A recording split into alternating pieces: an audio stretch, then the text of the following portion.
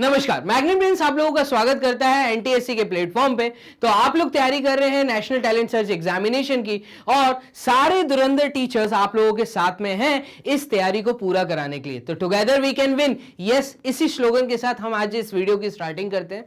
तो सर, इस वीडियो में आप हमें आज क्या करा रहे हैं? तो इस वीडियो में मैं आप लोगों को जो टॉपिक करा रहा हूं वो टॉपिक है डेट टाइम सीक्वेंस टेस्ट। तो आप लोगों ने दो टेस्ट ऑलरेडी पढ़ लिए हैं, एक नंबर टेस्ट, दूसरा रैंकिंग टेस्ट। उसी का तीसरा पार्ट है ये, वो है डेट टाइम सीक्वेंस टेस्ट। एक बहुत अच्छा टॉपिक और एक थोड़ा सा लॉजिक के साथ और थोड़ा सा सोच, मतलब यहां पे आपको हल्का सा दिमाग लगाना पड़ेगा, ठीक है। तो मेंटल एबिलिटी टेस्ट का बहुत इंपॉर्टेंट टॉपिक है। इन फ्यूचर भी अगर आप कोई कॉम्पिटिटिव एग्जाम देते हैं तो ये सबसे इंपॉर्टेंट टॉपिक आप लोगों को दिखने वाला है।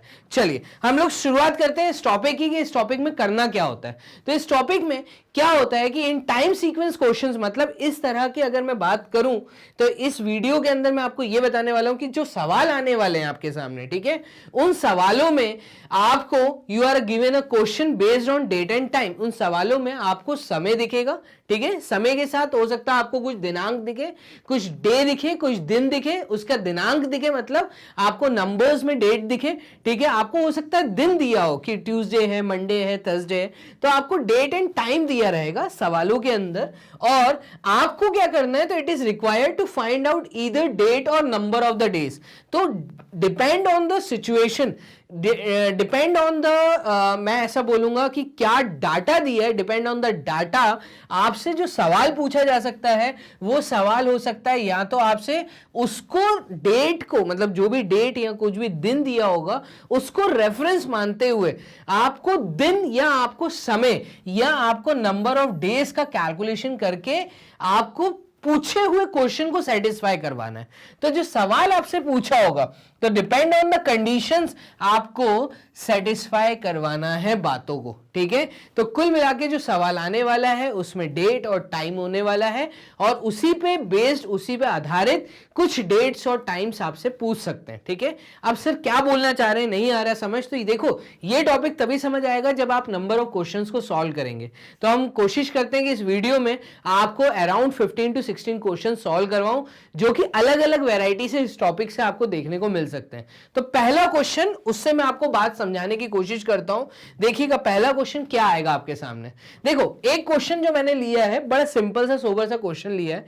क्वेश्चन ऐसा है कि शिवम किसी का नाम बात की जा रही है। तो शिवम रिमेंबर्स, शिवम को ऐसा याद है, ठीक है, ऐसा याद है कि उसके भाई हर्षास बर्थडे, मतलब हर्ष बर्थडे, दैट हिज ब्रदर, उसके भाई का नाम दिया हर्ष, जिसका बर्थडे है वो 20 मई के पहले, ठीक है, पहले या बाद में, क्या बोल रहे हैं, Shivam remembers that his brother Harsh birthday falls after 20th May. तो ऐसा शिवम को याद है कि उसके जो भाई है, और भाई का नाम क्या दिया है, तो भाई का नाम दिया हर्ष, ठीक है। तो इसका जो बर्थडे है वो 20th मई, ठीक है, 20th मई के बाद आता है। उसको ये याद है, उसको बर्थडे डेट याद नहीं है। मान लो ऐसा कोई सिचुएशन कभी कभी हो जाता है ना कि आपको अपने कजिन्स का बर्थडे कभी कभी मिस हो जाता है, लेकिन इतना याद रहता है कि कौन से महीने में। तो वही सिचुएशन यहां पे दी है कि शिवम को ऐसा याद है कि हर्ष का जो बर्थडे है वो 20th मई के बाद आता है, लेकिन 28th मई से पहले आता है, ठीक है। अब बात को समझना, यहां पे दो डेट दी हैं। जैसा कि शिवम को याद है कि उसके भाई का birthday after 20th May but before 28th May, मतलब इन मिडिल कहीं पे उसका बर्थडे आता है, ऐसा शिवम को याद है, ठीक। आगे क्या बोला है मुझे, आगे इन्होंने बोला है कि वाइल आलिया रिमेंबर्स, एक हर्ष की फ्रेंड है अलिया, ठीक है, अलिया को ये याद है, अलिया को, कि while Alia remembers that Harsh birthday falls before 22nd May, ठीक है, उसका बर्थडे कब आता है, बिफोर 26 मई, 22nd मई, तो 22nd मई से पहले, तो 22nd मई से पहले आता है, इतना आलिया को याद है। तो आलिया को क्या याद है कि हर्ष का बर्थडे 26 मई को पड़ता है, ठीक है, सॉरी 22nd मई से पहले पड़ता है, बिफोर बोला है, बट आफ्टर 12th मई, और इतना पक्का है कि 12 मई के बाद आता है। कब आता है, आफ्टर 12th मई, ठीक है, तो इसके बाद आता है और इस बीच कहीं पे होता है। तो अब हर्ष को क्या याद था, नहीं सॉरी, शिवम को क्या याद था कि हर्ष का भाई बर्थडे जब भी आएगा वो 20 मई के बाद आएगा। इसको ये याद है कि 22 से पहले आता है, ठीक है ना।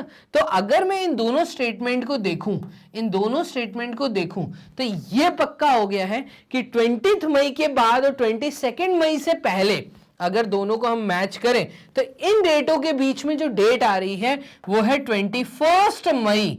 तो इन दोनों की बातों को अगर मैं आधार मानूं और ये मानूं कि इनको जो याद है वो एकदम सही याद है, कोई भी यहां पे किसी भी तरह का प्रॉब्लम नहीं है, तो शिवम और आलिया को अगर हर्ष को पार्टी देनी है, हर्ष को कुछ सरप्राइज देना है और दोनों आपस में एक दूसरे को अगर जानते हैं और इन दोनों को अगर दोनों ने एक दूसरे से ये स्टेटमेंट डिस्कस किया कि भाई मेरे भाई का बर्थडे 20 मई को बाद आता है कि बाद आता है, आलिया ने बोला इतना पक्का कि 22 मई से पहले आता है।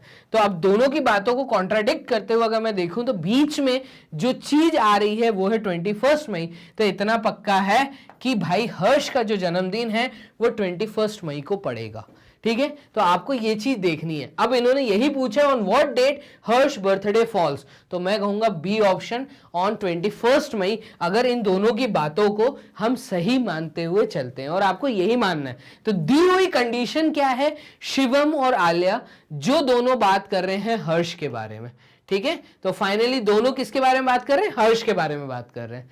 तो हर्ष का दोनों की बातों को ध्यान रखते हुए मैं कहूंगा 21 मई हर्ष का बर्थडे है, जाके उसको सरप्राइज दीजिए। तो इस प्रकार से क्वेश्चंस आपको दिखने वाले हैं। चलिए चेक कर लेते हैं, क्या बी आंसर है? यस, क्वेश्चन नंबर 1 का आंसर क्या है? फाइनली बी, ठीक है। मूव करते हैं क्वेश्चन नंबर 2 की तरफ। सेकंड क्वेश्चन को देखिएगा। देखिए 5 क्वेश्चन जैसे आप सॉल्व करेंगे ना तो आपको समझ आने लगेगा कि करना क्या है, ठीक है। जैसे ये वाला सवाल देखना, क्या दिया है, यामिनी रिमेंबर्स, यामिनी को ऐसा याद है कि उनके पिताजी का जन्मदिन, ठीक है, that her father's birthday was certainly after 8th। इतना पक्का है कि जो जन्मदिन है वो 8th के बाद आएगा, but before 13th of December. तो दिसंबर मंथ में उनके पिताजी का बर्थडे आता है, ये फाइनल है, और 8th के बाद आता है और 13th से पहले आता है, ठीक है। तो इन बिटवीन आता है, ठीक है। Her sister Kamini remembers that their father's birthday was definitely after 9th। इतना पक्का है कि ये फिक्स है। मतलब देखो ये जो स्टेटमेंट दे रही है कौन, इस बच्ची का नाम है कामना कमानी और एक है यामिनी। तो यामिनी और कामनी, ठीक है। तो यामिनी ने ये स्टेटमेंट दिया, कामनी ने ये स्टेटमेंट दिया कि इतना पक्का है कि 9th के बाद आता है। तो इसकी ये जो बात है 8th के बाद आने वाली, तो हम मान लेते हैं कि 9th के बाद आता है, ये फाइनल है, ठीक है। फिर उसने बोला है after 9th but before 14th of December, और इतना भी पक्का है कि 14th से पहले आता है, ठीक है। तो 9th और 14th के बीच में इसने बोला, तो 8th इसने बोला था, 13th इसने बोला था, 8th और 13th के बीच में हम बात ले लेते हैं कामनी की कि 9th के बाद अगर बर्थडे आ रहा है तो हो सकता है 10 तारीख को हो सकता है 11 तारीख को हो सकता है 12 तारीख को, क्योंकि इसका स्टेटमेंट भी आपको मानना पड़ेगा। इसके स्टेटमेंट में बोला गया है 13 से पहले, तो 13 से पहले मतलब 10, 11, 12 तीनों में से कोई भी डेट हो सकती है। अब आप आ जाओ ऑप्शन पे, तो ऑप्शन में इन्होंने 10th, 11th, 12th तीनों डेट ही दे दी, लेकिन 4th ऑप्शन में बोल दिया डाटा इनएडुकेट। अगर कुछ एक और मुझे हिंट दी होती या कुछ और अगर एक आधी बात बताई होती तो हो सकता है इसमें से कोई एक डेट फिक्स होती। तो मैं कहूंगा क्वेश्चन नंबर 2 का कहीं ना कहीं डाटा जो दिया हुआ है, जो मुझे चीजें दी हैं, जो कंडीशंस दी हैं, उसमें कहीं ना कहीं कमी है। तो डाटा इनएडुकेट, इनएडुकेट का मतलब कहीं ना कहीं कमी है, तो दिए हुए डाटा में कहीं ना कहीं कमी है, इसलिए मैं ये नहीं बता पाऊंगा कि बर्थडे कब है, ठीक है। तो एक फिक्स डेट नहीं बता पाएंगे, इतना पक्का है कि 10th, 11th, 12th में से कुछ है, लेकिन कब है ये फाइनल नहीं है, ठीक है। तो डाटा इनएडुकेट इसका डी ऑप्शन होना चाहिए।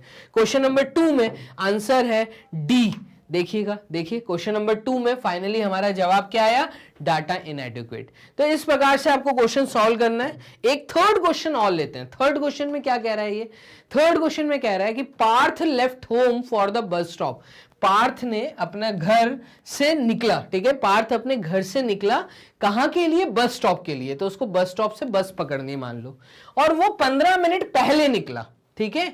अर्लियर देन यूजुअल मतलब वो डेली बस पकड़ता है, अपने घर से निकल के बस पकड़ता है, हो सकता है स्कूल जा रहा हो, ऑफिस जा रहा हो, लेकिन वो जिस समय निकलता है उस समय से आज वो 15 मिनट पहले निकल गया, ठीक है। और उसको बस स्टॉप पहुंचने के लिए it takes 10 minutes to reach the stop, उसको सिर्फ 10 मिनट लगते हैं कि वो बस स्टॉप पहुंच जाए, ठीक है। तो it takes 10 minutes to reach the stop. He reach the stop at 8:40 AM। अब यहां पे आप देखना, वो 15 मिनट पहले घर से निकला है एज यूजुअल, मतलब हर बार के मुकाबले अगर देखा जाए वो कोई एक फिक्स टाइम पे निकलता था, आज पता नहीं उसको क्या हुआ, हो सकता है जल्दी तैयार हो गया हो और वो 15 मिनट पहले ही घर से निकल गया, ठीक है। तो यूजुअल टाइम से 15 मिनट पहले निकला और आज वो बस स्टॉप पहुंचा है 8:40 पे, ठीक है। और उसको बस स्टॉप पहुंचने के लिए 10 मिनट का समय लगता है, ठीक है। उसके बाद बोला है what time does he usually leave home for the bus stop. आप बताइए वो घर से वैसे यूजुअली किस टाइम पे निकलता था। What time does he usually leave home for the bus stop. Usually मतलब एक रेगुलर टाइम बेसिस की बात करूं, आज वो 15 मिनट पहले निकल गया, ठीक है।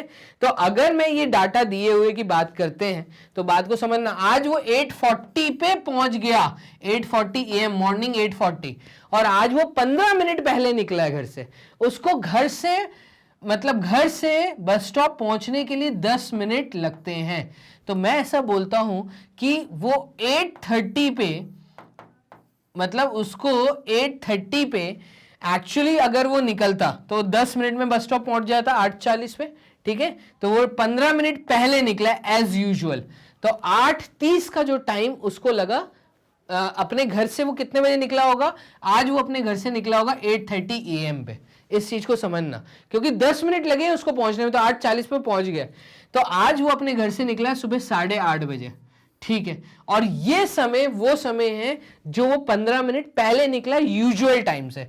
तो यूजुअल टाइम से, ठीक है, तो यूजुअल टाइम्स के मुकाबले 15 मिनट आज पहले निकला, मतलब वो यूजुअल टाइम पे कितने बजे घर से निकलता होगा। तो यहां पे अगर हम देखें तो यूजुअल टाइम पे निकलता होगा 15 मिनट, अगर इसमें से मैं कम कर दूं, ठीक है, पहले पहले निकला है, तो पहले निकला है इसका मतलब वो और लेट निकलता है घर से। तो आज हो सकता है वो वैसे 8:45 पे निकलता हो घर से, आज वो 15 मिनट पहले निकल गया, तो 15 मिनट पहले मतलब 8:30 निकल गया। तो मैं कहूंगा 8:45 AM, 8:45 AM ये उसका टाइम है, यूजुअल टाइम है जो वो अपने घर से निकलता है। तो 8:45 AM पे निकलता है, बट आज वो 8:30 AM पे निकला है, ठीक है। तो 8:45 AM कहां पर दिया है, नहीं दिया, तो मैं कहूंगा नन ऑफ दीज मेरा जवाब होगा, इसमें से कोई नहीं। देखो PM वाला तो हो नहीं सकता, कई बच्चे जल्दबाजी करते हैं, 8:45 देखा, 8:45 देखा, टिक कर देते हैं, बी ऑप्शन को आगे बढ़ जाते हैं। भाई ये गलत है, यहां पे दिया PM, PM मतलब शाम का टाइम हो रहा है, ठीक है, 12 बजे के बाद का, लेकिन सुबह की बात हो रही है, वो 8:45 AM पे डेली निकलता है। तो मैं कहूंगा नन ऑफ दिस मेरा जवाब होना चाहिए। तो क्वेश्चन नंबर 3 का आंसर है डी। देखिएगा क्वेश्चन नंबर 3 का आंसर है डी। क्लियर है ये चीज। तो इस प्रकार से आपको चीजें सॉल्व करनी थी। आंसर अपन चेक कर लेते हैं, वो कर लिया है, नन ऑफ दीज ही आ रहा है।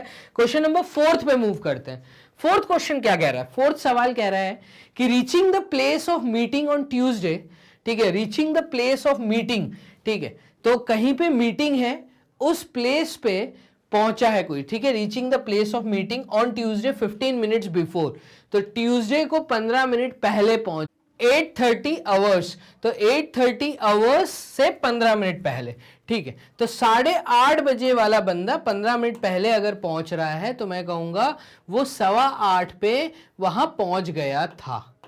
इसके बाद इन्होंने बोला है पवन फाउंड हिमसेल्फ, तो बात हो रही है पवन की, ठीक है, तो Pawan found himself half an hour earlier than the man who was 40 minutes late. तो 40 मिनट्स एक आदमी था, कोई उस मीटिंग में 40 मिनट लेट आया है, पवन ने ये देखा कि वो उससे आधा घंटा पहले आया था। तो पवन का टाइम था 8:15 बजे। जब पवन वहां पहुंचा तो वो 8:15 बजे पहुंचा है, और पवन ने नोटिस किया कि उस आदमी के कंपैरिजन में पवन जो है वो आधा घंटा पहले पहुंचा है, मतलब 30 मिनट्स पहले पहुंचा है। इसका मतलब वो आदमी वहां पे 8:45 पे आया होगा।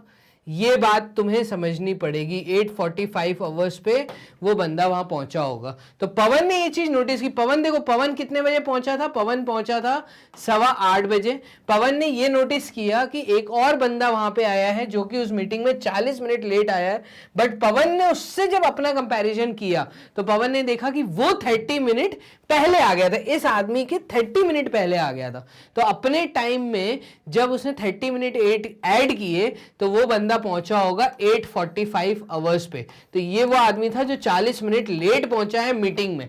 तो मीटिंग कितने बजे थी ये सवाल है। What was the scheduled time of the meeting? Meeting actually रखी कितने बजे थी? तो वो आदमी जो 40 मिनट लेट मीटिंग में पहुंचा है, तो इसका मतलब मीटिंग के टाइम से अगर मैं 40 मिनट हटा दूं तो मीटिंग का टाइम था 8:05 का।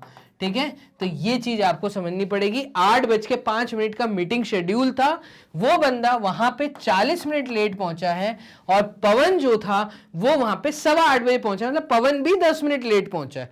ठीक है, तो पवन के बारे में ये दिया नहीं था, बट ये इंफॉर्मेशन हम निकाल सकते हो। ये सवाल आ सकता है, क्या पवन लेट था या जल्दी पहुंच गया था? ठीक है, तो पवन वहां पे 8:15 बजे पहुंचा था। ठीक है, और 30 मिनट्स पहले पहुंचा था इस आदमी के कंपैरिजन में। तो इन दोनों का कंपैरिजन किया गया। तो 8:05 की मीटिंग थी। मैं कहूंगा बी ऑप्शन, क्वेश्चन नंबर 4 में बी ऑप्शन आंसर होना चाहिए। बोर्ड कर लेते हैं क्लियर, आंसर चेक कर लेते हैं। यस, क्वेश्चन नंबर 4 का आंसर आया है, 8:05 की मीटिंग थी। क्लियर है? चलिए क्वेश्चन नंबर 5 की तरफ चलते हैं। 5th क्वेश्चन क्या कह रहा है? The priest told the devotee, ठीक है, the temple bell is rung at regular intervals of 45 minutes। मतलब ऐसा समझ लीजिए कि एक चर्च के अंदर जो प्रीस्ट हैं और डिवोटी मतलब जो पूजा करने आए हैं, या ऐसा बोल लो मंदिर में जो पंडित जी हैं, पंडित जी ने एक भक्त को ये बोला, भक्त मतलब जो भगवान की पूजा करने आए थे। ठीक है, तो पंडित जी ने ये बोला कि इस मंदिर की जो बेल है वो हर 45 मिनट में बजती है। तो यहां पे हर 45 मिनट्स के बाद घंटी बजती है। ठीक है, तो ये एक इंफॉर्मेशन थी आपके लिए। आगे, द लास्ट बेल वॉज रंग 5 मिनट्स अगो। तो प्रीस्ट ने डिवोटी से ये कहा जो पिछली बेल बजी है वो 5 मिनट पहले ही बजी है। ठीक है, अब the next bell is due to be rung at 7:45। यहां पे एकदम करेक्ट इंफॉर्मेशन दी है कि जो नेक्स्ट बेल बजने वाली है, एक बेल कितने बजे बजी हमें नहीं पता। ठीक है, दूसरी बेल का टाइम हमें पता है। तो दूसरी बेल जो बजने वाली है उसका टाइमिंग है सुबह 7:45 का। ठीक है, तो ये इंफॉर्मेशन एक पंडित जी ने एक भक्त को दी कि हर 45 मिनट में बेल बजती है। तो हर 45 मिनट में बेल बजती है। जो नेक्स्ट बेल बजने वाली है वो 7:45 AM पे बजने वाली है। इसका मतलब इससे पहले की जो बेल बजी होगी वो 45 मिनट पहले बजी होगी, क्योंकि हर 45 मिनट्स में बजती है। तो 45 मिनट पहले देखूं तो बेल जो रंग की थी वो की थी सुबह 7 बजे। अब 45 मिनट के बाद बेल बजेगी। ठीक है, तो ये इंफॉर्मेशन मैंने यहां से गैदर की। At what time did the priest give this information to the devotee? अब ये जो पूरा कन्वर्सेशन हो रहा है वो वाला समय बताइए। तो वो वाला समय अगर मुझे बताना है तो देखो, जो बेल बजी है वो बजी है सुबह 7 बजे। नेक्स्ट बेल बजने वाली है 7:45 पे। वहां पे एक भक्त पहुंचा, उसने पूछा कि साहब आपकी लास्ट बेल कितने बजे बजी? तो प्रीस्ट ने भी मजे लेते हुए बोला, मतलब प्रीस्ट ने उसको एक हिंट दी, मजे नहीं लिए, एक हिंट दी कि जो पिछली बेल बजी है वो 5 मिनट पहले ही बजी है। तो 5 मिनट पहले ही बजी है। इसका मतलब प्रीस्ट ये इंफॉर्मेशन पास कर रहा है 7:05 पे। 7:05 AM का टाइम हो रहा होगा जब प्रीस्ट ने डिवोटी को ये बोला कि 5 मिनट पहले ही बेल बजी है। ठीक है। अब नेक्स्ट बेल जो है वो 7:45 पे बजेगी। तो उसने यही पूछा कि प्रीस्ट ने इंफॉर्मेशन कितने बजे दी है, 7:05 सुबह के। तो 7:05 सुबह के, मैं कहूंगा क्वेश्चन नंबर 5 का आंसर है B option. B option board करते हैं, क्लियर, बी ऑप्शन पे चलते हैं। देखिएगा क्वेश्चन नंबर 5 में बी ऑप्शन ही हमारा जवाब आया। क्लियर है। मूव करते हैं क्वेश्चन नंबर 6 की तरफ। 6th क्वेश्चन क्या कह रहा है, ये कह रहा है the train for Lucknow leaves every 2.5 hours from new Delhi railway station. एक ट्रेन जो लखनऊ के लिए चलती है नई दिल्ली रेलवे स्टेशन से, वो हर 2.5 घंटे के बाद है। 2.5 घंटे के बाद मतलब हर 2 घंटा 30 मिनट के बाद है। एवरी 2.5 ईयर, हर 2 घंटा 30 मिनट के बाद एक नई ट्रेन जाती है जो लखनऊ तक जाती है दिल्ली रेलवे स्टेशन से। एक इंफॉर्मेशन दी है, ठीक है। An announcement was made at the station that the train for Lucknow had left 40 minutes एगो। एक अनाउंसमेंट हुआ, उस अनाउंसमेंट में यह बोला गया कि जस्ट 40 मिनट पहले एक ट्रेन गई है। जस्ट 40 मिनट्स पहले ही एक ट्रेन लखनऊ के लिए चली गई है। जो नेक्स्ट ट्रेन है, and the next train will be at 18 hours. जो नेक्स्ट ट्रेन है वो शाम को 6 बजे की है। 18 आवर्स मतलब 18 आवर्स का मतलब होता है इवनिंग का 6 बजे, तो 6 PM। तो 18 आवर्स का मतलब है 6 PM। तो नेक्स्ट ट्रेन शाम को 6 बजे की है और 40 मिनट पहले ही ट्रेन छूटी है स्टेशन से। तो ऐसे एक इंफॉर्मेशन आपको दी गई स्टेशन के ऊपर। Eight what time was the announcement was made. आप बताइए ये अनाउंसमेंट कितने बजे हो रहा था, वो समय क्या था जब ये अनाउंसमेंट हुआ। तो देखो हर 2.5 घंटे में ट्रेन चलती है, हर 2.5 घंटे में ट्रेन चलती है का मतलब 2.5 मतलब 2 घंटे 30 मिनट के बाद, हर 2 घंटे 30 मिनट के बाद ट्रेन लखनऊ के लिए निकलती है, ठीक है। इसका मतलब हर 150 मिनट्स में, अगर मैं इस पूरे टाइम को मिनट में चेंज कर दूं तो कन्वर्जन मुझे क्या कह रहा है कि हर 150 मिनट के बाद एक नई ट्रेन बनती है, ठीक है। तो इसका मतलब अगर नेक्स्ट ट्रेन 6 बजे की है तो 6 बजे से 150 मिनट पहले एक ट्रेन निकली होगी, ठीक है। तो सुबह मतलब 6 बजे से 150 मिनट पहले अगर मैं जाता हूं तो 150 मिनट पहले, तो शाम को 6 बजे से 150 मिनट पहले का मतलब है 2 घंटे पहले अगर मैं चला जाऊं तो 6 से 2 घंटे पहले कितना होता है, तो 6 से 5, 5 से 4, तो 4 और 4 में 30 मिनट पहले, तो 4 में मतलब 4 बजे से और 30 मिनट पहले, तो मैं कहूंगा 3:30 पे एक ट्रेन छूटी होगी। तो 3:30 PM पे एक ट्रेन निकली। नेक्स्ट ट्रेन जो है वो 6 बजे की है। आपको ये चीज समझनी पड़ेगी, ठीक है। तो 3:30 बजे एक ट्रेन निकली, अब 2.5 घंटे के बाद ट्रेन जाएगी, मतलब 2 घंटा 30 मिनट, तो 4 बजे के बाद शाम को 6 बजे नेक्स्ट ट्रेन जाएगी। अब अनाउंसमेंट कितने बजे हुआ, तो अनाउंसमेंट कितने बजे हुआ, ट्रेन छूटी थी 3:30 पे, अनाउंसमेंट हुआ ट्रेन छूटने के 40 मिनट के बाद। 40 मिनट के बाद मतलब 3:30 पे जब ट्रेन निकली तो 30 मिनट तो बीत चुके थे, ठीक है। तो 4 बज गए होंगे, ठीक है।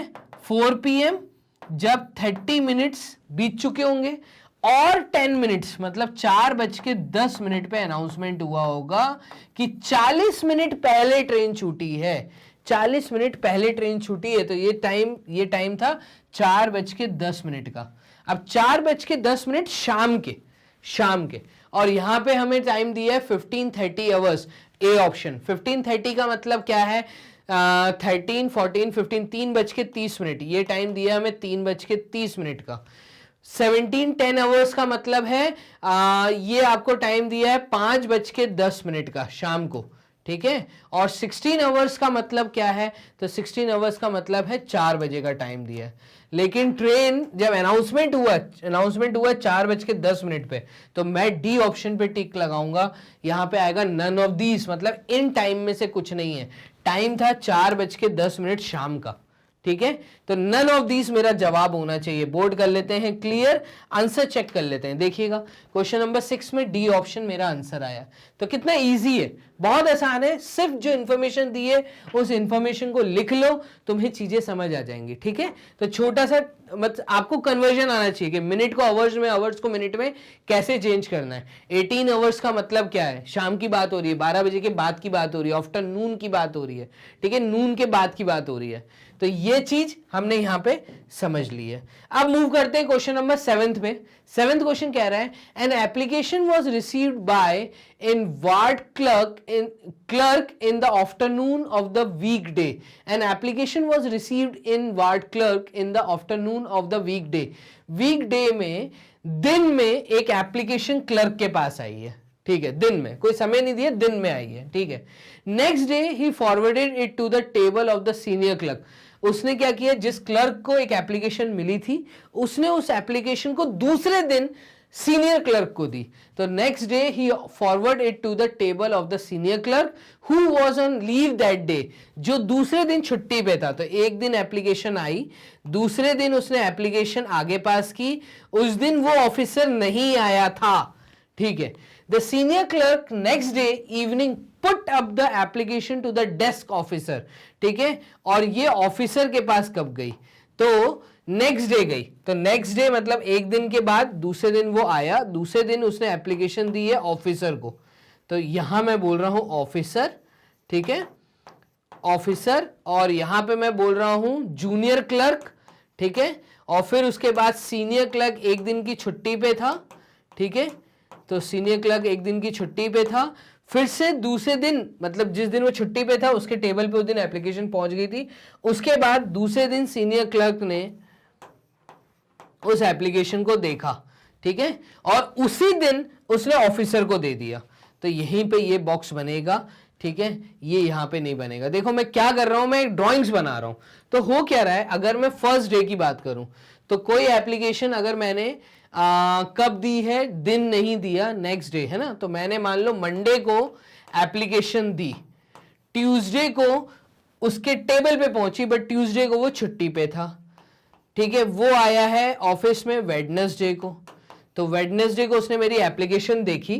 तो the senior clerk next day evening put up the who was on the leave that day, the senior clerk next day evening put up the application to the desk officer। ठीक है, उसके बाद क्या बोला इन्होंने, इसके बाद बोला है कि desk officer studied the application, उसने एप्लीकेशन स्टडी करने के बाद and disposed of the matter. Disposed of the matter का मतलब है मैटर जो था, जो एप्लीकेशन थी, उस एप्लीकेशन को सॉल्व कर दिया उसी दिन, ऑन द सेम डे। और आगे बोला दैट इज फ्राइडे, उस दिन था फ्राइडे। हमने यहां पे जो एग्जांपल लिया है ना दिन का, तो यहां पे वेडनेसडे नहीं था, यहां पे एक्चुअली था आपका, यहां पे क्या था, यहां पे था फ्राइडे। तो मैं कहूंगा यहां पे था फ्राइडे, तो पूरा दिन चेंज हो जाएंगे। ये आपका क्लियर मैटर दिया हुआ है कि ये डिस्पोज हुआ है फ्राइडे को। तो एप्लीकेशन कब चलना चालू हुई, सीनियर क्लर्क किस दिन छुट्टी पे था, तो सीनियर क्लर्क एक दिन पहले छुट्टी पे था, मतलब थर्सडे, फ्राइडे, सैटरडे, तो छुट्टी पे था वो थर्सडे को, और एप्लीकेशन जूनियर क्लर्क के पास आई होगी वेडनेसडे को। तो मैं कहूंगा वेडनेसडे, थर्सडे, फ्राइडे, ये दिन की बात हुई है। Which day was the application received by the inward clerk, मतलब जो जूनियर क्लर्क था उसके पास एप्लीकेशन कब आई, उसके पास एप्लीकेशन आई है वेडनेसडे को। मैं कहूंगा इसका आंसर है सी ऑप्शन। ठीक है, तो क्वेश्चन नंबर 7 का आंसर है सी। क्लियर है, बोर्ड कर लेते हैं, क्लियर, आंसर चेक कर लेते हैं, क्या सी है, यस, आंसर हमारा सी आया फाइनली। तो हमने इस सवाल को कैसे सॉल्व किया है, इस सवाल के लिए हमने एक फ्लो डायग्राम बनाया। क्लियर है ये बात। तो क्वेश्चन नंबर 7 में एक फ्लो डायग्राम, क्योंकि पूरा डाटा गिवन था, डाटा को समझने के लिए, कंडीशंस को समझने के लिए हमें ड्राइंग बनाना जरूरी था। तो ये ट्रिक बोल लो या टिप बोल लो, इसी तरीके से इस प्रकार के क्वेश्चंस को करना चाहिए। ठीक है, चलिए क्वेश्चन नंबर 8 पे मूव करते हैं, बोर्ड करके क्लियर। क्वेश्चन नंबर 8 क्या है, there are 20 people working in an office, एक ऑफिस में टोटल 20 लोग काम करते हैं। ठीक है, the first group of 5 workers between AM to 2 PM, तो पहला ग्रुप जो आता है वो 5 वर्कर्स का ग्रुप है। तो पहला ग्रुप जो है वो 5 वर्कर्स का है, जिनका समय आपको दिया हुआ है, और समय दिया है सुबह 8 बजे से लेके वो ग्रुप 2 बजे तक काम करता है। ठीक है, उसके बाद हमें बोला है the second group of 10 works between 10 AM to 4 PM। Second group एक और आता है, वो 10 वर्कर्स का है तो 10 वर्कर आते हैं उस सेकेंड ग्रुप में जिनका टाइम आपको दिया है सुबह 10 बजे से 4 बजे तक, ठीक है, फ्रॉम 10 AM टू 4 PM, ठीक है, ये भी हमें टाइम दिया है। इसके आगे and the third group of 5 workers, तीसरा ग्रुप जो है वो 5 वर्कर्स का है, तो तीसरा ग्रुप जो है वो 5 वर्कर्स का है, ठीक है। देखो डाटा लिखना जरूरी है, ठीक है। 5 वर्कर्स का थर्ड ग्रुप है जो कि काम करता है बिटवीन 12 नून एंड 6 PM, ठीक है, वो काम करता है दिन में 12 बजे से लेके शाम को 6 बजे तक, ठीक है। आगे क्या बोला है, there are 3 computers in the office, और कंप्यूटर्स कितने हैं ऑफिस में, 3 कंप्यूटर हैं, ठीक है, 3 कंप्यूटर का डाटा दिया है। अब आगे क्या बोला है, आगे बोला है विच all the employees frequently use, जो कि सारे एम्प्लॉयज मतलब 20 के 20 एम्प्लॉय जो हैं वो फ्रिक्वेंटली यूज मतलब ज्यादातर यूज करते रहते हैं। तो there are 3 computers in the office which all the employees frequently use, during which of the following hours the computers are likely to be used the most, ठीक है, likely to be used most, आप बताइए ये computers का सबसे ज्यादा use, ठीक है, कौन सा ग्रुप करेगा, during which of the following hours, ठीक है, वो समय कौन सा है जब कंप्यूटर्स का यूज सबसे ज्यादा होगा। तो देखना सुबह 8 से 2 में 5 वर्कर्स आए और 8 बजे के बाद 2 घंटे के बाद ही 10 वर्कर और आ गए और ये शाम के 4 बजे तक रुके हैं, और दिन में 12 बजे से शाम को 6 बजे तक, तो दिन में 12 बजे फिर 5 वर्कर्स आ गए। तो वो टाइम कौन सा है जब कंप्यूटर्स का यूज ज्यादा हो, ये हम कैसे बताएंगे, तो देखिएगा कैसे बताएंगे ये चीज कि भाई 5 वर्कर सुबह 8 बजे आ गए और 10 वर्कर्स जो थे वो 10 बजे आए हैं, तो देखो यहां पे 10 बजे तक टोटल 15 वर्कर हो गए, ठीक है। अब 10 बजे के बाद जो नेक्स्ट टीम आई है, थर्ड टीम, वो आई है 12 बजे, तो 12 बजे और टीम आ गई, तो इसका मतलब जो समय है वो 15 वर्कर्स पूरे, तो हमारे कंप्लीट कंप्यूटर जो बिजी रहेंगे वो 12 बजे से एकदम ही बिजी हो जाएंगे। तो मैं कहूंगा 12 बजे से आपका टाइम चालू होगा, कब तक, तो यहां पे आ जाते हैं ऑप्शंस पे। अब यहां पे हमारा ऑप्शन जो है वो जवाब देंगे, तो देखो 12 नून पे पूरे 15 लोगों की टीम आ रही है, तो मैक्सिमम टीम जो एक ऑफिस में कलेक्टेड रहेगी पूरे 15 लोगों की, वो समय होगा हमारा दिन में 12 बजे से, और 12 से 2 का ऑप्शन पे मैं टिक करूंगा, तो मैं कहूंगा B option is the right option, ठीक है। इस समय मैक्स सारे के सारे लोग होंगे, 2 बजे ये 5 वर्कर चले जाएंगे, तो क्योंकि ये 5 बच्चे जा रहे हैं, 5 वर्कर जा रहे हैं, तो 12 से 2 में मोस्ट प्रोबेबली हमारे कंप्यूटर्स मोस्ट फ्रिक्वेंटली पूरे बिजी ही रहेंगे, तो 12 से 2 का वो समय होगा। एक बार बोर्ड क्लियर करके हम चेक कर लेते हैं, क्वेश्चन नंबर 8 का आंसर बी है। यस, क्वेश्चन नंबर 8 का आंसर फाइनली बी आया है, ठीक है। तो इस प्रकार से 8 क्वेश्चन आप लोगों ने सॉल्व कर लिए, अब आपको समझ आ गया होगा। तो हम चलते हैं क्वेश्चन नंबर 9 की तरफ। ये बोल रहा है monkey climbs 30 feet before at the beginning of each hour and rest for a while when he slips back 20 feet before he again starts climbing in the beginning of the next hour। एक simple statement direct दिया हुआ है, full stop बीच में कहीं नहीं है। इस चीज को छोटी छोटी बातें हैं, ध्यान रखना। ये बोल रहा है एक बंदर है जो कि 30 फीट क्लाइंब करता है, ठीक है। Monkey climbs 30 feet before at the beginning of 30 feet before at the beginning of each hour, ठीक है। हर घंटे की शुरुआत में at the beginning of each hour वो 30 फीट का एक क्लाइंब लेता है and rest for a while, और फिर 30 फीट की क्लाइंब लेने के बाद वो रेस्ट पे जाता है। When he slips back 20 feet before he again starts climbing, फिर वो क्या करता है 20 फीट नीचे खिसक जाता है, ठीक है। When he slips back 20 feet before he again starts climbing in the beginning of the next hour. तो नेक्स्ट आवर की जब शुरुआत होती है, तो मान लीजिए हर 1 घंटे में वो ये एक्शन कर रहा है। हर 1 घंटे में क्या एक्शन कर रहा है, monkey climbs 30 feet before at the beginning of each our and rest for while, फिर वो रेस्ट करता है, ठीक है। फिर नेक्स्ट छलांग से पहले when he slips back 20 feet before he again starts climbing in the beginning of the next our.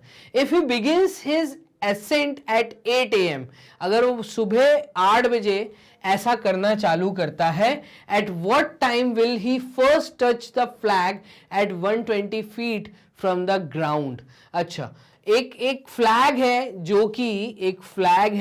जो कि ग्राउंड से 120 फीट ऊपर लगा हुआ है, 120 फीट बोला है, ठीक है।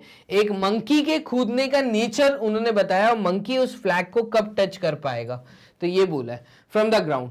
तो ये जब चालू कर रहा है, सुबह 8 बजे चालू कर रहा है ऐसा कूदना, ठीक है। तो सुबह 8 बजे मंकी ने जमीन से छलांग लगानी चालू की, उसको फ्लैग को टच करना है। तो आप बताइए वो कितने बजे फ्लैग को टच कर पाएगा अगर वो इस तरीके से छलांगे लगाता है। छलांग लगाने का तरीका क्या है, तो इसको आप समझिएगा। छलांग लगाने का जो तरीका है वो है अ मंकी क्लाइम्स 30 फीट, तो वो 30 फीट तक छलांग लगा सकता है। A monkey climbs 30 feet, climb मतलब चढ़ पाता है।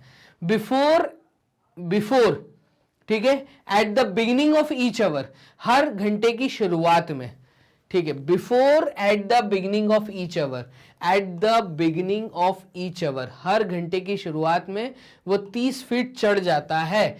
एंड रेस्ट फॉर वाइल, और वहां पे कुछ मिनट वो रेस्ट करता है। रेस्ट करते समय when he slips back 20 feet, तो वो जब 30 फीट की क्लाइम करता है तो वो 20 फीट नीचे स्लिप करके आ जाता है, ठीक है। Before he again starts climbing in the beginning of the next hour, ठीक है। तो वो फिर से 30 फीट का क्लाइम कर लेता है, फिर 20 फीट नीचे स्लिप करके आता है, फिर 30 फीट चढ़ता है, फिर 20 फीट नीचे स्लिप कर आता है। If he begins his ascent at सुबह 8 बजे, तो सुबह अगर 8 बजे वो अपनी चालू कर रहा है, तो 8 बजे अगर उसने चालू किया, देखना इस चीज को समझना, सुबह 8 बजे उसने चालू किया चढ़ना, टोटल 120 फीट को उसको चूना है, तो वो 30 फीट की छलांग लगा पाता है, ठीक है। हर एक घंटे में क्लाइम कर पाता है 30 feet before at the beginning of each hour, हर घंटे में वो 30 फीट चढ़ पाता है। तो 30 फीट मान लो वो यहां चढ़ गया, लेकिन जैसे ही वो 30 फीट चढ़ा यहां पर, तो ये भी हमें बोला है कि जैसे ही वो 30 फीट चढ़ा तो वो 20 फीट नीचे आ गया, तो -20 फीट वो नीचे आ गया, ठीक है। अब फिर 9 बजे की बात आ जाती है, तो 9 बजे वो 10 फीट चढ़ चुका था, मैं ऐसे कहूंगा 10 फीट वो चढ़ चुका था, ठीक है। अब उसको ऐसे चढ़ना है 120 फीट, तो वो 10 फीट फिर सुबह 9 बजे चढ़ेगा, तो 10 फीट, तो ऐसा वो करता रहेगा। तो हम ऐसा बोल रहे हैं 10 फीट वो हर एक घंटा चढ़ता रहे। तो ऐसे ही ये 10 फीट वाला अगर मैं हिसाब देखूं, तो एक काम करिए, ये 10 ऐसे अगर मैं देखूं, तो इसको 90 फीट जाने के लिए, 90 फीट जाने के लिए कितने घंटे लगेंगे? हर एक घंटे में वो 10 फीट चढ़ रहा है, मतलब 9 घंटे, तो मैं बोलूंगा 9 आवर्स लग जाएंगे। 9 आवर्स मतलब सुबह 8 बजे से अगर 9 आवर्स में काउंट करूं, तो सुबह 8 से 9 1, 9 से 10 2, 10 से 11, 11 से 12, 12 से 1, 1 से 2, 2 से 3, 3 से 4, 4 से 5, शाम के 5 बजे, मैं कहूंगा 5 PM तक वो 90 फीट चढ़ चुका होगा, ठीक है। और अब वो जो नेक्स्ट छलांग लगाएगा वो 120 मिनट के लिए होगी, मतलब 120 फीट के लिए होगी, 30 फीट की छलांग है ना उसकी, तो क्लाइंब वो कर लेगा, उसको टच ही करना फ्लैग को जाके, तो नेक्स्ट 30 जो वो फीट चढ़ेगा, तो वो नेक्स्ट 6 PM मैं ऐसा बोलूंगा कि वो टच कर लेगा। फिर वहां से स्लिप होकर आएगा, वो अलग बात है, उसको सिर्फ टच करना है फ्लैग को। तो फ्लैग को वो जो टच कर पा रहा है, ठीक है, फर्स्ट टच, तो फर्स्ट टच जो होगा उसका, फर्स्ट टच शाम को 6 बजे हो जाएगा। तो इसका आंसर 6 PM होना चाहिए, ये है आंसर सी, ठीक है। तो क्वेश्चन नंबर 9 का है आंसर सी। बोर्ड क्लियर करके हम चेक कर लेते हैं, यस, इसका आंसर फाइनली 6 PM आ रहा है। तो इस प्रकार से आपको इस क्वेश्चन को सॉल्व करना था। क्वेश्चन नंबर 10 देखिएगा, 10th क्वेश्चन क्या कह रहा है, ये बोल रहा है कि 10th और 11th दो क्वेश्चन है, read the following information, answer the question, ठीक है। तो इस इंफॉर्मेशन को पढ़िए, इस इंफॉर्मेशन के ऊपर बेस्ड 10 और 11 दो क्वेश्चन है, तो वो दो क्वेश्चन अपन सॉल्व करेंगे इस इंफॉर्मेशन पे। चलिए देखिएगा क्या इंफॉर्मेशन है।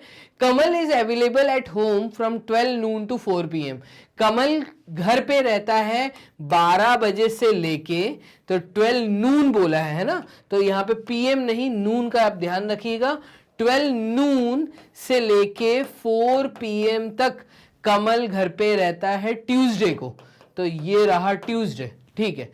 थर्सडे एंड संडे, तो TTS अगर मैं बोलूं, Tuesday, Thursday and Sunday, Sunday भी है इसमें, तो मैं संडे लिख लेता हूं, सैटरडे नहीं संडे, ठीक है। तो ट्यूसडे, थर्सडे एंड संडे का डाटा दिया हुआ है। His younger brother Naveen is available at home on Monday, तो मंडे को, ठीक है, थर्सडे को और फ्राइडे को और संडे को। तो संडे को जो उसका भाई है नवीन, तो ये बात हो रही थी कमल की, ठीक है, ये रहा कमल और यहां बात हो रही है नवीन की। तो दो डाटा दिए हैं, कमल और नवीन का।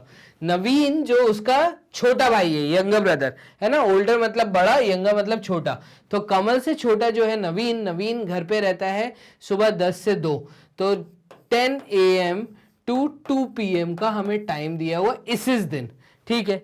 द एल्डेस्ट ब्रदर, ठीक है, Rajiv is available between 9 AM, इनसे जो बड़ा है एक और राजीव, राजीव घर पे रहता है सुबह 9 से 12, ठीक है, on Monday, Wednesday and Thursday and 2 PM to 4 PM on Friday, Saturday and Sunday, ठीक है। तो एक भाई राजीव भी है, तो राजीव का टाइम भी हमें दिया है, तो एक काम करते हैं, राजीव का टाइम यहाँ पे नोट कर लेते हैं, ठीक है। तो राजीव के केस में ये बोल रहा है कि राजीव घर पे मिलेगा सुबह 9 से 12, तो सुबह 9 से 12, ठीक है। उसके बाद on Monday, Wednesday and Thursday and 2 PM to 4 PM, और 2 PM से लेके 4 PM तक भी मिलता है, और वो दिन अलग है, फ्राइडे, सैटरडे एंड संडे। तो राजीव के लिए ये दिन मुझे दिए हुए हैं, तो राजीव मिलता है मुझे Monday, Wednesday and Thursday, Monday, Wednesday and Thursday, THUR कर देता हूं, ठीक है। और 2 PM टू 4 PM मिलता है फ्राइडे, सैटरडे, तो F और सैटरडे, और फिर दिया है संडे भी, ठीक है। ये टाइमिंग है राजीव के मिलने की, तो राजीव को हम कर देते हैं, यहाँ गोला घुमा देते हैं। तो ये डाटा हमें दिया। अब सवाल देखते हैं हमें सवाल क्या पूछा है। तो सवाल के लिए हम डाटा ऐसे लिखे रहने देते हैं और सवाल पे आ जाते हैं। तो नवीन और राजीव का डाटा लिखे रहने देते हैं। अब देखो सवाल में हमसे ये पूछा है, for how many days only one brother is available at a particular time in a week, ठीक है। अब इस चीज का अगर मुझे जवाब देना है तो इसके लिए, क्योंकि मिक्स चीजें दी हुई हैं, दिन दिया हुआ है, नाम दिया है, समय दिया है, तो क्यों ना इसको मैं एक प्रॉपर तरीके से डाटा मेंटेन करूं, ठीक है, मतलब टिक करके, मतलब एक टेबल बना के बेसिकली मुझे चीजें सॉल्व करनी, और कुछ नहीं, मैं ये बोलना चाहूंगा। तो एक काम करते हैं, जो समय दिया हुआ है वो भी मिक्स दिया हुआ है, तो समय चालू हो रहा है सुबह 9 से, और शाम को ये लोग अवेलेबल हैं 4 बजे तक, ठीक है ना। तो सुबह 9 से 4 का अगर टाइम देखें तो हमारे सामने यहाँ पे आ रहा है सुबह 9 से 10, फिर टाइम आ रहा है सुबह 10 से 11, फिर टाइम आ रहा है सुबह 11 से 12, फिर टाइम आ रहा है सुबह 12 से 1, फिर टाइम आ रहा है 1 से 2, फिर टाइम आ रहा है 2 से 3, ठीक है, और फिर टाइम आ रहा है 3 से 4, ठीक है ना। तो 3 से 4 ये समय हमें यहाँ पे मिल रहा है, सुबह 9 बजे से लेके शाम को 4 बजे तक इन्होंने बोला है, ठीक है।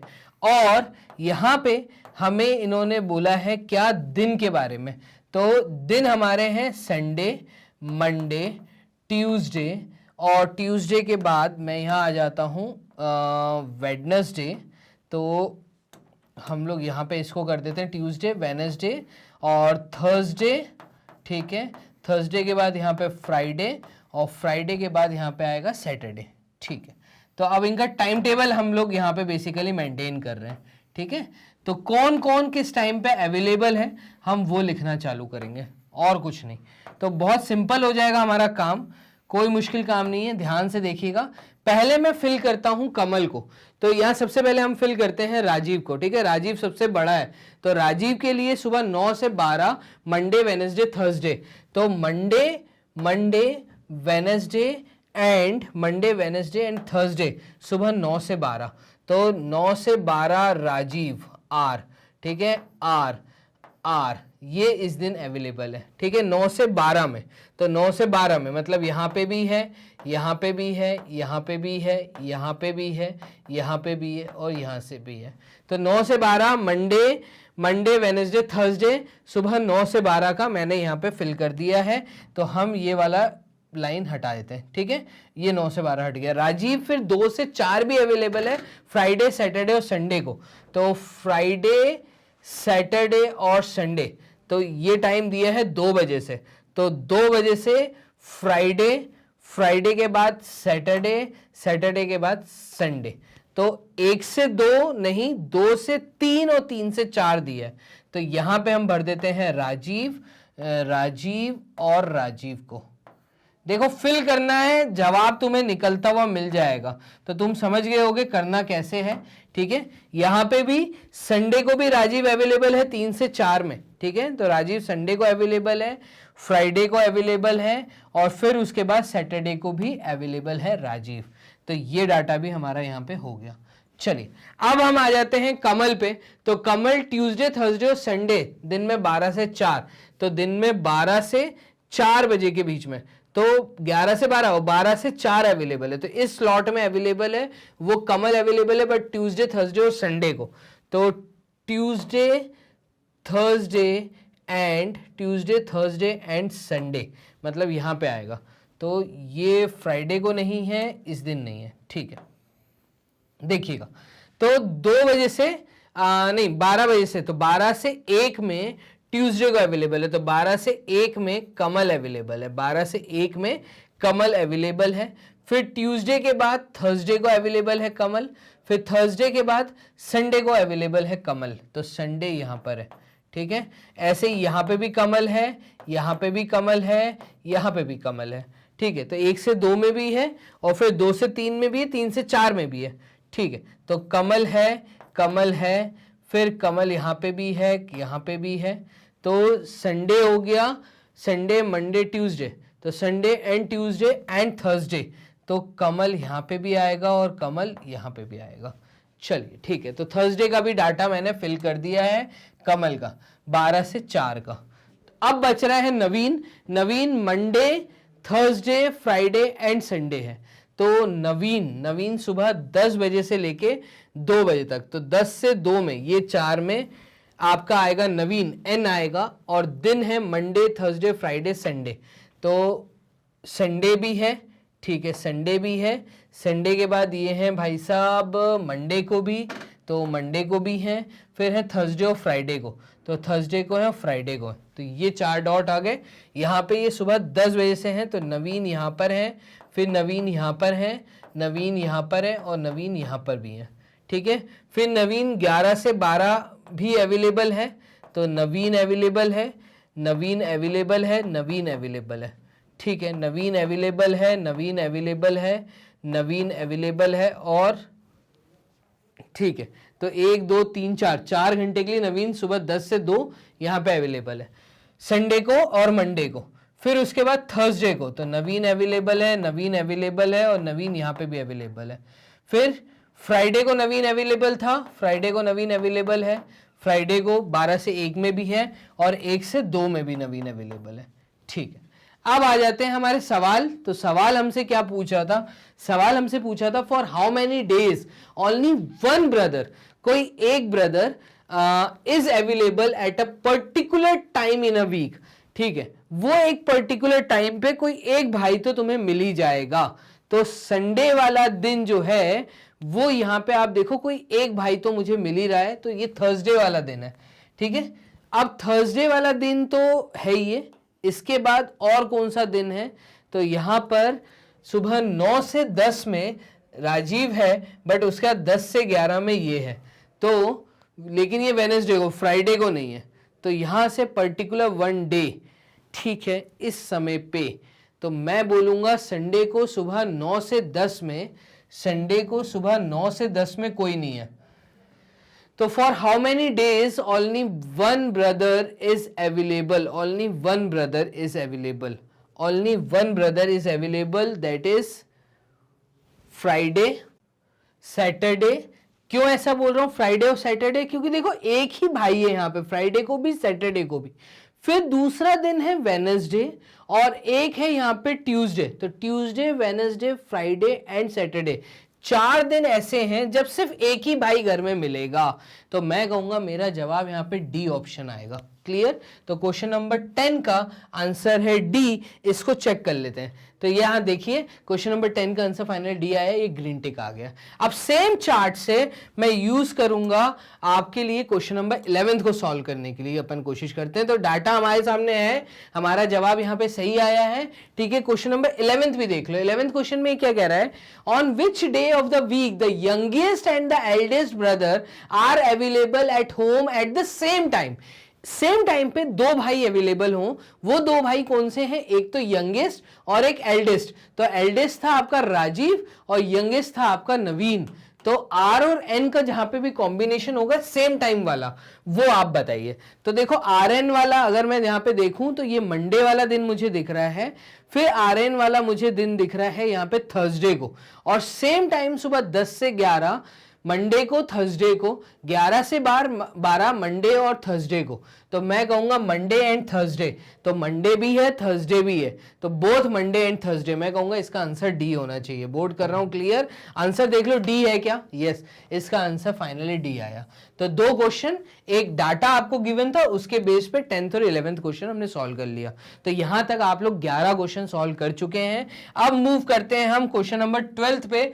12th क्वेश्चन कह रहा है Rajan is 6th from the left. अब वही क्वेश्चंस आ गए जो हम पुराने अभी देखे थे। हमने देखना, Rajan is 6th from the left. तो राजन की जो पोजीशन है वो 6th पोजीशन है जब मैं लेफ्ट से देखता हूं, ठीक है। And Vinay is 10th from the right, और विनय की जो पोजीशन है वो है 10th। तो 10th पोजीशन है जब हम राइट से देखेंगे, ठीक है।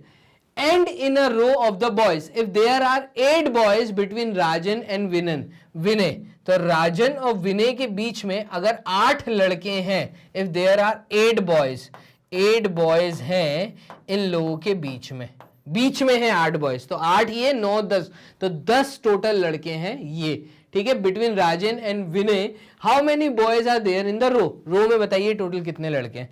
तो विनय की जो पोजीशन है वो 10th है आखिरी से। तो 10th है आखिरी मतलब विनय से पहले 9 लड़के और थे, तो विनय की पोजीशन 10th आई पीछे से। यहां पे राजन की पोजीशन 6th है, मतलब राजन के आगे 5 और लड़के थे। तो 5 6 और 10 + 9 ये हो गए। इनके बीच में 8 लड़के हैं, तो 8 ये ऐड हो जाएगा, ठीक है। तो आप देखिएगा 5 लड़के यहां, फिर राजन, तो 6 लड़के हुए, टोटल 6 हो गए। 6 के बाद 8 ऐड किया तो ये हमारा हो जाएगा 14, तो 14 लड़के ये हो गए। फिर है विनय, तो विनय एक मतलब 15 लड़के हो गए, 15 और 9, तो 15 + 9 यहां पे होगा। तो 15 + 9 होता है आपका 24। मैं कहूंगा 24 लड़के हैं टोटल। तो यहां पे आंसर बी आना चाहिए। क्वेश्चन नंबर 12 का आंसर है बी। क्लियर है? बोर्ड करते हैं, क्लियर देख लेते हैं। 24 है, तो यस इसका आंसर फाइनली 24 आया, बी ऑप्शन। तो इतना आसान हो जाता है। इस प्रकार के क्वेश्चन आप देख चुके थे। तो यही है फाइनली वैरायटी जो हमें पूरी सॉल्व करनी थी। हम 1-2 क्वेश्चन और ले लेते हैं, तो बोर्ड क्लियर कर लेते हैं। क्वेश्चन नंबर 13 देखिएगा। In a row of boys A is 15th from the left. In the row of boys A is 15th, तो ए की पोजीशन है 15th। कहां से? लेफ्ट से देखने पे, ठीक है। And B is 4th from the right. B की पोजीशन जो है वो 4th है जब राइट से देख रहे हैं, ठीक है।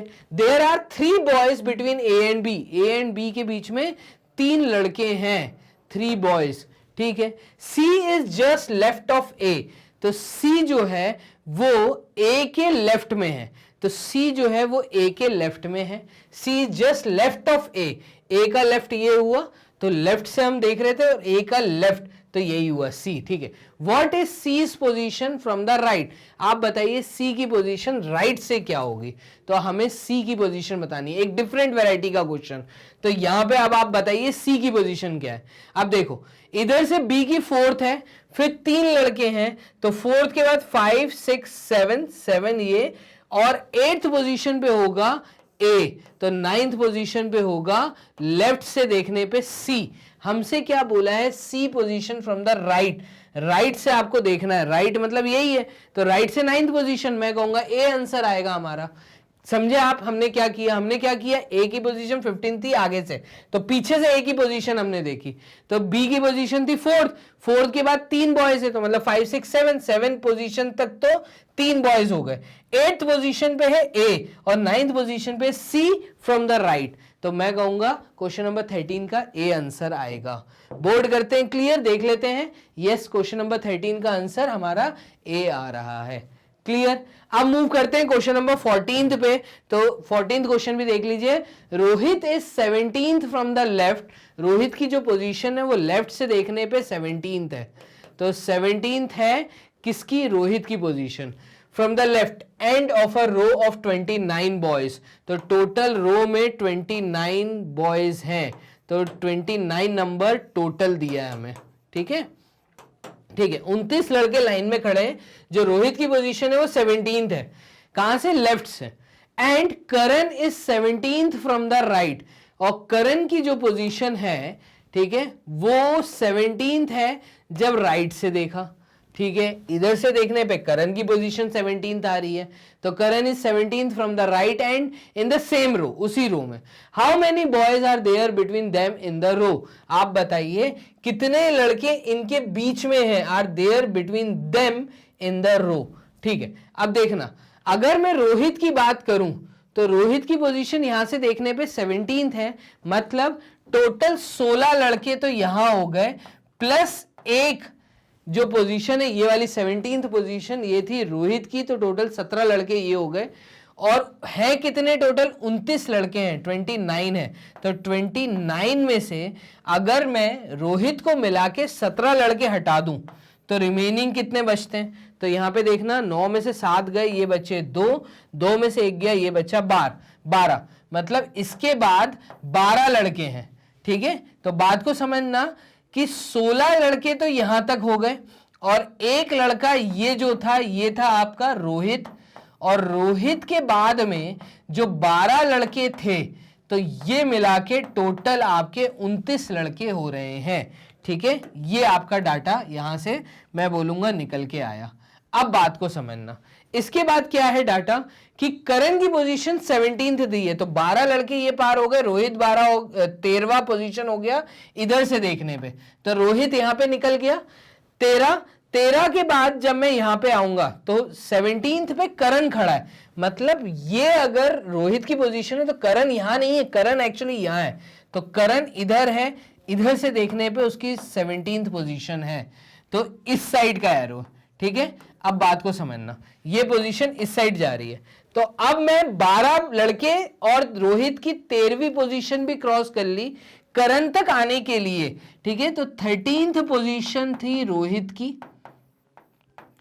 और करण की पोजीशन यहां से थी 17th राइट से। हमसे क्या पूछा है, हमसे सवाल पूछा है how many boys are there between them in the row, इस रो में इन दोनों के बीच में कितने लड़के हैं, तो देखना 13वीं पोजीशन के बाद करण 17वीं पोजीशन पे है। ठीक है, तो 13वीं मतलब 14 15 16, तो 3 लड़के इनके बीच में हैं, मैं कहूंगा 3 लड़के जो हैं इनके बीच में हैं, तो 13 के बाद 3, तो 14 15 16 और 17th पोजीशन करण की है, तो 3 लड़के, मेरा आंसर है यहां पे ए, 3 लड़के इन दोनों के बीच में हैं, तो क्वेश्चन नंबर 14th का आंसर है ए। बोर्ड कर दिया क्लियर, ए, ये देखिएगा क्वेश्चन नंबर 14 का आंसर ए आया। क्लियर है, जो डाटा दिया है वो पूरा फ्लो चार्ट बना के अगर आप चीजों को सॉल्व करेंगे तो बहुत इजी तरीके से सॉल्व होता है। क्वेश्चन नंबर 15 पे चलते हैं। 15वां क्वेश्चन क्या बोल रहा है, इन अ रो ऑफ 40 चिल्ड्रन, 40 लोग हैं टोटल। ठीक है, 40 बच्चे हैं total. P is 13th from the left, left से देखने पे 13th पोजीशन है P की। ठीक है, एंड लेफ्ट हैंड, ठीक है, P is 13th from the left hand and Q is 9th from the right hand, तो Q की जो पोजीशन है वो 9th है जब राइट हैंड साइड से देखते हैं। ठीक है, how many children are there between P and R if R is 4th to the left of Q। ये देखो एक अलग वेराइटी और यहां पे दिख रही है। वो क्या पूछ रहा है तुमसे, कह रहा है कितने बच्चे हैं P और R के बीच में, P और R के बीच में अगर, ठीक है, between P and R, if अगर आर की पोजीशन फोर्थ है to the left of Q, Q के लेफ्ट में, तो क्यू का लेफ्ट यहां पर है, तो आर जिस पोजीशन पे है, तो आर फोर्थ पोजीशन पे है, फोर्थ पोजीशन क्यू के, तो इसका मतलब 1 2 3 और चौथी पोजीशन इसकी है, मतलब क्यू की अगर 9th पोजीशन है तो आर की पोजीशन कितनी होगी, इस केस में आर की पोजीशन होगी 9th के बाद 10th 11th 12th 13th, तो आर की पोजीशन है यहां पे 13th, ये चीज आपको समझनी है, ठीक है। तो इधर से देखने पे आर की पोजीशन आ रही है 13th और पी की पोजीशन यहां से देखने पे आ रही है 13, मतलब 12 लड़के तो यहां हो गए, ठीक है। या अगर मैं राइट से चलूं, 40 लोग थे ना टोटल, 40 लोग थे टोटल, तो 12 लोग तो यहां से हो गए, तो पी को अगर मैं लास्ट मान लूं, इन 12 को हटा दूं 40 में से, तो 40 माइनस अगर मैं 12 कर दूं, तो 10 में से 2 गए 8 और 3 में से 1 गए 2, तो टोटल लड़के बचते हैं 28, ठीक है। तो उस केस में अगर मैं इधर से चलूंगा तो पी की पोजीशन राइट में आ जाएगी 28, ये चीज आपको समझनी है, ठीक है। अभी पी की पोजीशन यहां से दी है, हम पी की पोजीशन यहां से देख रहे हैं, उसके लिए हमने क्या किया, 12 लड़के जो पी के पहले थे उनको हटा दिया, तो अब पी हमने आखिरी मान लिया, तो टोटल 40 में से अगर 12 गए तो बचते हैं 28, ठीक है। तो पी की पोजीशन है 28, इस केस में पी यहां आता है और आर की पोजीशन बन जाती है यहां पे 13th, राइट से देखने पे। अब 28 और 13 मतलब पीआर के बीच में कितने बच्चे हैं, तो मैं कहूंगा 13 प्लस 7 ये होता है 20, और 20 प्लस 7 तो 7 बच्चे प्लस 7 बच्चे, ठीक है। तो यहां पे ये आया 14, ठीक है। 14 स्टूडेंट्स यहां पर है, तो 13 प्लस 7 20, 20 प्लस 7 इज 27, और 28th पोजीशन तो पी की है, तो पी और आर के बीच में 14 लोग आएंगे, 14 चिल्ड्रन होंगे, मेरा जवाब होगा सी ऑप्शन 14 चिल्ड्रन, ठीक है। ये चीज आपको समझ आई। 15वां क्वेश्चन, तो आंसर चेक कर लेते हैं, क्या सी आंसर है, यस, क्वेश्चन नंबर 15 का आंसर हमारा सी आया। लास्ट क्वेश्चन ले लेते हैं इस वीडियो का, ठीक है, क्वेश्चन नंबर 16 भी सॉल्व करवा देते हैं। यहां पे देखना सवाल क्या है, Richard is 15th from the front, ठीक है, सामने से देखा जाए तो रिचर्ड की पोजीशन जो है वो 15th है, रिचर्ड की पोजीशन 15th है आगे से, from the front, in a column of boys, ठीक है, तो बॉयज खड़े हैं जहां पे, तो रिचर्ड की पोजीशन 15th है, मतलब रिचर्ड से ऊपर 14 बच्चे और हैं, 14 बॉयज मैं कहूंगा कि रिचर्ड से ऊपर है, ठीक है, और 15th पोजीशन पे आर है, ठीक है, रिचर्ड है। There were thrice as many behind him, उसके बाद 3 गुना लोग हैं, देयर वेयर थ्राइस, थ्राइस का मतलब है 3 टाइम्स, ठीक है, 3 times as many behind him as there were in front, जितने उसके फ्रंट में है उसके 3 गुना, तो 14 इंटू 3 जो है वो रिचर्ड के बाद में है। How many boys are there between Richard and the 7th boy from the end of the column, ठीक है, तो 14 इंटू 3 टोटल रिचर्ड के बाद में कितने हैं, तो 3 इंटू 4 इज 12, 12 का 2 कैरी 1, तो 42, तो रिचर्ड अगर 15th पोजीशन पे है तो रिचर्ड के बाद जो लास्ट पोजीशन है वो 42 पोजीशन है, ठीक है। तो इन्होंने बोला है कि रिचर्ड के आगे जितने थे उनके 3 गुना उसके पीछे लगे हुए हैं, तो ये उसके 3 गुना पीछे लगे हुए हैं। चलो अब इसके बाद समझना, मतलब 42 स्टूडेंट्स हैं इसके बाद, तो 42 बॉयज हैं जो रिचर्ड के बाद लगे हुए हैं।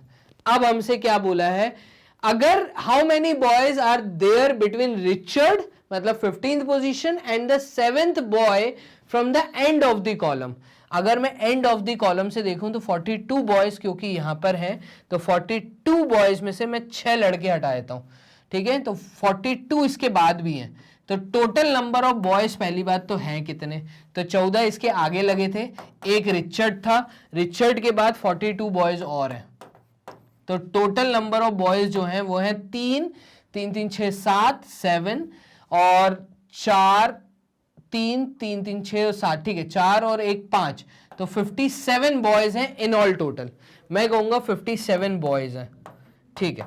अब अगर मैं बोलूं कि एंड से देखा जाए तो how many boys are there between Richard and the 7th boy, मतलब 7th बॉय अगर मैं देखूं तो पीछे से 7th बॉय का मतलब 6 लड़के हटा दूं तो 51th पोजीशन और 15th पोजीशन, ठीक है, के बीच में कितने लोग होंगे, ये हमारा सवाल है। तो 15th पोजीशन और 51th पोजीशन के बीच वाला बताना है। तो देखना 15th से 20th पोजीशन तक अगर मैं देखूं तो यहां पे 5 लड़के आ रहे हैं। 20th पोजीशन मतलब 15 से 21th पोजीशन देखें तो देखना 15th पोजीशन के बाद तो 16, 17, 18, 19, 20, ठीक है, 21th पोजीशन तक 5 लड़के, ठीक है, और 21 से 51 तक मतलब ये है 30, तो 35 मेरा जवाब होना चाहिए, मतलब अगेन सी मेरा आंसर है। तो इसका आंसर क्वेश्चन नंबर 16 का सी होना चाहिए, बोर्ड करके क्लियर, सी। तो यस, इसका आंसर सी है। क्या पूछा था मैं एक बार फिर से बताता हूं। इस सवाल में मुझसे ये बोला था कि रिचर्ड की पोजीशन 15th है, ठीक है। अब रिचर्ड के आगे जितने लोग हैं तो 14 बच्चे हैं, ठीक है, और इसके बाद आने वाले जो लोग हैं वो इसके 3 गुना हैं, तो 14 इंटू 3 है, मतलब 3 इंटू 4 12, 12 का 2 कैरी 1, 42 चिल्ड्रन और हैं। तो मैंने यहां से ये पता किया कि टोटल नंबर ऑफ जो चिल्ड्रन हैं वो हैं 40 + 10 50 और 54, 56 और 57, तो टोटल 57 चिल्ड्रन हैं। अगर मैं आखिरी पोजीशन से 7th पोजीशन पे आता हूं तो मैं 6 बच्चों को हटा रहा हूं, मतलब मैं 51th पोजीशन से अगर पीछे से काउंट करना चालू करूं और पीछे से ही रिचर्ड की पोजीशन जो दी थी वो रिचर्ड की पोजीशन मुझे दी थी 15th, ठीक है, तो 15th पोजीशन दी थी, तो 15 और 51 के बीच में आने वाले बच्चों का डिफरेंस बताइए। तो ये मैंने बताया इन दोनों के बीच में 35 स्टूडेंट्स होंगे। क्लियर है? तो क्वेश्चन नंबर 16 का आंसर सी है। इस तरीके से हमने यहां पे finally date time sequence test का भी खत्म कर दिए 16 क्वेश्चन। अब इसके बाद 10 क्वेश्चन मैं आपको दे रहा हूं डीपीक्यू में। आप जाइए वीडियो के डिस्क्रिप्शन में, ठीक है, जहां पे आपने वीडियो वॉच की, नीचे डिस्क्रिप्शन में आपको एक शीट मिलेगी। उस शीट को आप जब डाउनलोड करते हैं तो वहां पे आपको 10 क्वेश्चन मिलेंगे, वो खुद से सॉल्व करो, फिर उसको सॉल्यूशन वीडियो भी वॉच करो, ठीक है। तो सॉल्यूशन वीडियो भी आपको हमारी वेबसाइट पे इजीली अवेलेबल है। तो मैग्नेट ब्रेन्स की जो वेबसाइट है वो कुछ इस तरीके से दिखती है, ये हमारा इंटरफेस है। स्क्रॉल अप करिए, एक्सप्लोर टॉप कोर्सेज में आपको यहाँ पे एनटीएससी का एक ऑप्शन मिलेगा। आप जैसे एनटीएससी पे क्लिक करेंगे तो विभूति मैम, फिर विभूति मैम के बाद आपको राहुल सर के बाद आपको यहाँ पे सोशल स्टडीज के लिए रिया चौहान मैम, और साथ में मेरे वीडियोस मतलब मैट, जो कि मैं स्टेज 1 अभी कंप्लीट करा रहा हूं, तो यहाँ पे मैट की वीडियोस आपको अवेलेबल है। आप वॉच नाउ पे क्लिक करिए। जैसे आप वॉच नाउ पे क्लिक करेंगे तो मेरे द्वारा पढ़ाई हुई सारा पूरा टॉपिक वाइज वर्बल कम्युनिकेशन आपके सामने, ठीक है। तो वर्बल आपके सामने, अभी नॉन वर्बल भी इसके बाद ही आपको अवेलेबल, अभी यहां तक आपको वर्बल की वीडियोस मिलेंगी। इस तरीके से सारे टॉपिक्स मिलेंगे। आपको जो सा टॉपिक वॉच करना है उस टॉपिक पे क्लिक करो। जैसे आप टॉपिक पे क्लिक करते हैं तो क्लिक करते ही वो वीडियो आपके सामने रन होना स्टार्ट हो जाएगी। डीपीक्यूज भी आपको यहीं से मिलेंगे। तो उन्हीं टॉपिक्स के नीचे लास्ट ऑप्शन जो है वो डीपीक्यूज है। आपको डीपीक्यूज की सॉल्यूशन वीडियो वॉच करना है, आप सॉल्यूशन वीडियो वॉच कर सकते हैं इसी प्रकार से। तो इतना आसान है, घर बैठ के तैयारी करना। 100% फ्री एजुकेशन मैग्नेट ब्रेन्स आपको प्रोवाइड कर रहा है। सिमिलर इंफॉर्मेशन आप अपने से छोटे और अपने से बड़े बच्चों को देना चालू करिए जो कि अभी स्कूल लेवल पे तैयारी कर रहे हैं। अगर आपके रिलेशन में कोई है तो उन तक हमारी ये इंफॉर्मेशन को पास करिए। इंफॉर्मेशन पास करने के लिए आपको शेयर बटन क्लिक करना होगा, एक लिंक जनरेट होगा, वो लिंक आपको सबके साथ अलग अलग सोशल मीडिया पे आप शेयर कर सकते हैं। क्लियर है? ये इंफॉर्मेशन प्लीज आप लोग दूसरों तक पहुंचाइए। अदर देन दिस, वीडियोस को लाइक करते रहिए, सब्सक्राइब करिए चैनल को, सो दैट आप तक वीडियोस पहले पहुंचे। तो मिलते हैं एक नए टॉपिक में, एक डीपीक्यू में। तब तक के लिए अपना ध्यान रखो। Bye and take.